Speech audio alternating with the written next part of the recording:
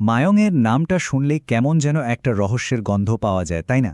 ভারতের এই জাদুর পীঠস্থানকে ঘিরে কত যে গল্প, কত যে কিংবদন্তি, তার কোনো শেষ নেই। কিন্তু সবগুলোর মধ্যে সবচেয়ে বিখ্যাত আর রহস্যময় যে গল্পটা, সেটা হলো এর হারিয়ে যাওয়া এক পাণ্ডুলিপিকে নিয়ে। চলুন আজ এই গল্পটারই গভীরে ঢোকা যাক। হ্যাঁ, একদম ঠিক শুনেছেন।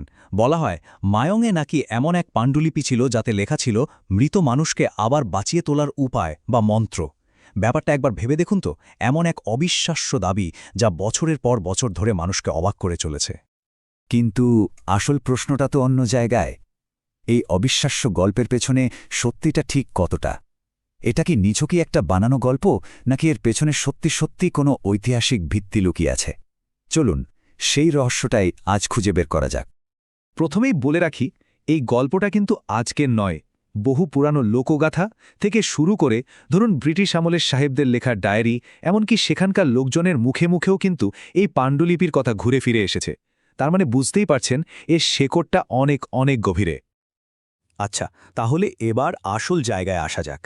এই পুরো রহস্যের জট খুলতে গেলে আমাদের প্রথমে একটা শব্দকে বুঝতে হবে, আর সেটা হলো মৃত্যু। ভাবুন তো, সেই সময়ে মৃত্যু বলতে মানুষ ঠিক কী বুঝত? দেখুন, আজকের দিনে চিকিৎসাবিজ্ঞান যতটা এগিয়েছে তখন তো সেরকম ছিল না, তাই না?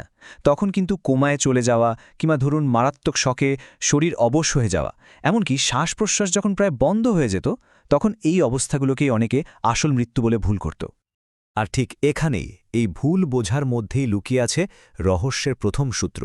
যেটাকে বাইরের লোকজন দেখত মৃত মানুষকে বাঁচিয়ে তোলার জাদু হিসেবে, সেটা আসলে ছিল সেই সময়ের সাপেক্ষে একটা অবিশ্বাস্য রকমের উন্নত চিকিৎসা পদ্ধতি।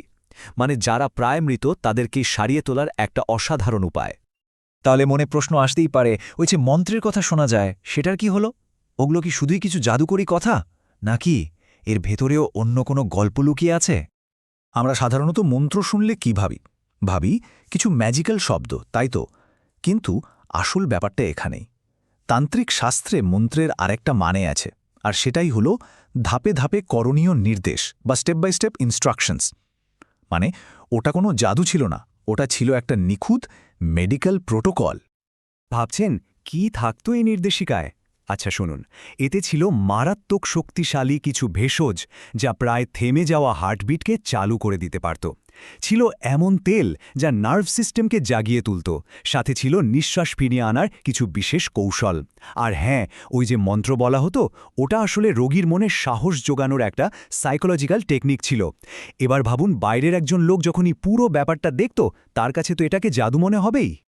ব্যাস, তাহলে আরেকটা বড় প্রশ্ন সামনে চলে আসে। যদি এত কিছু ছিলই, তাহলে সেই সব পাণ্ডুলিপিগুলো গেল কোথায়? ইতিহাস কিন্তু সাক্ষী যে মায়ং একসময় জ্ঞান বিজ্ঞানের একটা বিশাল পীঠস্থান ছিল। আয়ুর্বেদ, তন্ত্র এসব নিয়ে লেখা অসংখ্য পুঁথিতে ভরা ছিল জায়গাটা। কিন্তু সময়ের স্রোতে অনেক কিছুই তো হারিয়ে যায়। কিছু পাণ্ডুলিপি এমনিই নষ্ট হয়ে গেল। এরপর ব্রিটিশরা এসে বহু মূল্যবান পুঁথি তুলে নিয়ে চলে গেল নিজেদের দেশে। আর সবচেয়ে দুঃখের বিষয় কি জানেন? অনেক সময় স্থানীয় লোকেরাই এই অলৌকিক ক্ষমতার ভয়ে পুঁথিগুলোকে হয় লুকিয়ে ফেলত, না হলে পুড়িয়ে দিত। ভাবুন, কি বিরাট জ্ঞানের একটা ভাণ্ডার আমাদের হাতছাড়া হয়ে গেল। এখনও যদি মায়ংয়ের সেন্ট্রাল মিউজিয়ামে যান, কিছু পাণ্ডুলিপি দেখতে পাবেন। কিন্তু মজার ব্যাপার হলো, সেগুলোর একটার মধ্যেও মৃতকে বাঁচানোর কোনো জাদু মন্ত্র খুঁজে পাওয়া যায়নি। এতেই তো স্পষ্ট হয়ে যায়, তাই না, যে ওই কিংবদন্তির পাণ্ডুলিপিটা আসলে কোনো জাদুর বই ছিলই না। তাহলে প্রশ্ন হলো, এই গল্পটা এতখানি ডালপালা মেলল কিভাবে? কিভাবে এটা এত বড় একটা কিংবদন্তি হয়ে উঠল?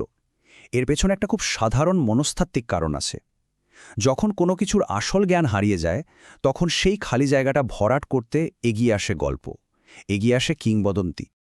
একটা লেজেন্ড কিভাবে জন্মায় তার একটা ক্লাসিক উদাহরণ এটা। ভাবুন, প্রথম ধাপে একটা অত্যন্ত জটিল আর উন্নত চিকিৎসা পদ্ধতিকে সাধারণ মানুষ নিজেদের অজ্ঞতা আর ভয় থেকে ঠিকমতো বুঝতেই পারল না। দ্বিতীয় ধাপে যে জিনিসটা বোঝা গেল না, সেটাকে তারা নাম দিয়ে দিল জাদু বা অলৌকিক শক্তি। আর শেষ ধাপে এই জাদুর গল্পটা মুখে মুখে ঘুরতে ঘুরতে প্রজন্মের পর প্রজন্ম ধরে চলতে চলতে একটা পাকাপোক্ত কিংবদন্তি হয়ে গেল। তাহলে সবশেষে আমরা কোথায় এসে দাঁড়ালাম?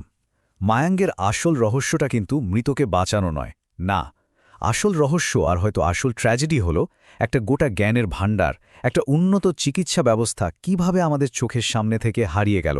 আর সেই হারিয়ে যাওয়া জ্ঞানের জন্য যে আফসোস, যে শূন্যটা, সেটাই বোধহয় আজও এই কিংবদন্তিকে আমাদের মাঝে বাঁচিয়ে রেখেছে।